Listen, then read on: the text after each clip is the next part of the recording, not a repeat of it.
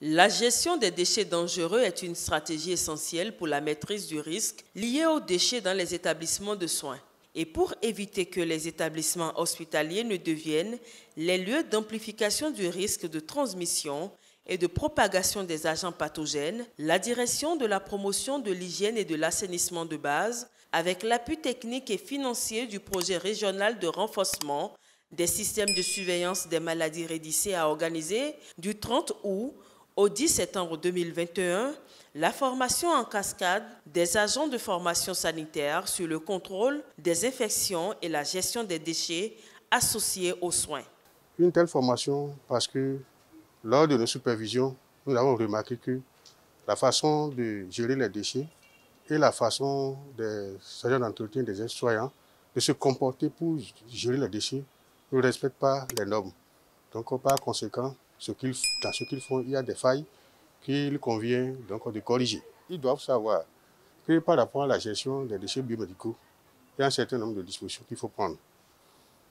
D'abord, par rapport à la production sur les lieux, les utilisateurs de ces locaux doivent savoir que les déchets doivent être triés. Donc à la base, ça veut dire qu'on ne doit pas mélanger les seringues avec les déchets généraux que l'on appelle souvent les ordures ménagères, ainsi de suite, ainsi de suite. Donc chaque type de déchet doit être contenu dans une poubelle appropriée. Donc selon la codification, parce qu'il y a un décret qui a été pris dans ce sens, donc qui a catégorisé les déchets et qui en même temps a catégorisé également donc ces conteneurs-là. Donc c'est pour ça que nous avons estimé qu'il faut, par rapport à cette formation, revenir sur certaines notions et aussi appuyer sur un certain nombre de comportements qu'ils doivent avoir au niveau donc, de leur formation respective. Au total, environ 900 agents d'entretien et aides-soignants ainsi que leurs supérieurs hiérarchiques des 34 zones sanitaires ont été formés sur l'utilisation adéquate des équipements de protection individuelle, la gestion des déchets biomédicaux notamment, le tri, la séparation, le transport, le stockage et l'élimination des déchets et toute autre mesure d'hygiène associée aux soins. Je crois que c'est une très bonne formation qui vient à point nommé parce que notre pays traverse beaucoup d'épidémies et quand on sait que ces agents sont souvent la base de toute la transmission possible au niveau des soins parce que c'est eux qui s'occupent du matériel, c'est eux qui s'occupent de la gestion des déchets, c'est eux qui s'occupent encore du bio-nettoyage. Si ces agents ne sont pas formés, non seulement ils vont être malades, ils constitueront des vecteurs de transmission pour le reste du personnel et pour le reste des usagers, mais également s'ils ne sont pas formés, ils vont mal gérer ces déchets qui vont infecter le personnel, qui vont infecter les malades, qui vont infecter aussi tous les usagers. Il est très important de faire la pratique là, parce que ça va renforcer davantage la capacité des aides-soignants et des agents d'entretien dans la prévention des infections et surtout, ça va leur permettre plutôt d'éviter les risques liés à la mauvaise gestion des déchets.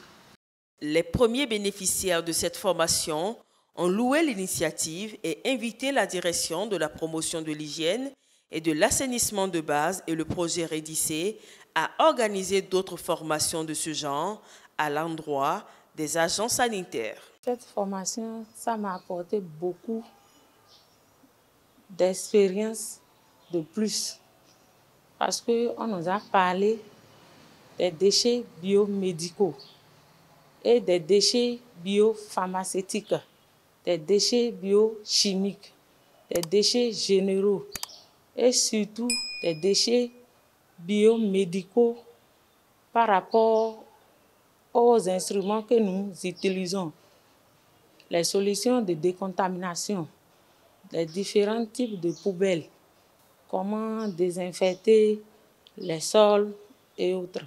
On nous a parlé de décontamination de 0,5%. On nous a parlé de décontamination, solution de décontamination de 0,05%.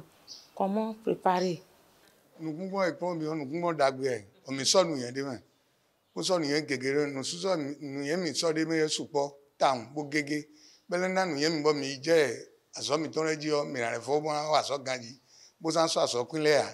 Ces agents d'entretien et aides-soignants ainsi que le supérieur hiérarchique sont désormais aguerris sur la gestion des déchets biomédicaux et les techniques de décontamination des surfaces. Tout agent formé doit être en mesure de pouvoir bien préparer la solution de décontamination. Il doit être en mesure de savoir comment le bio-nettoyage se fait. Il doit être en mesure de savoir catégoriser les déchets biomédicaux. Il doit être également en mesure de savoir comment l'incinération se fait.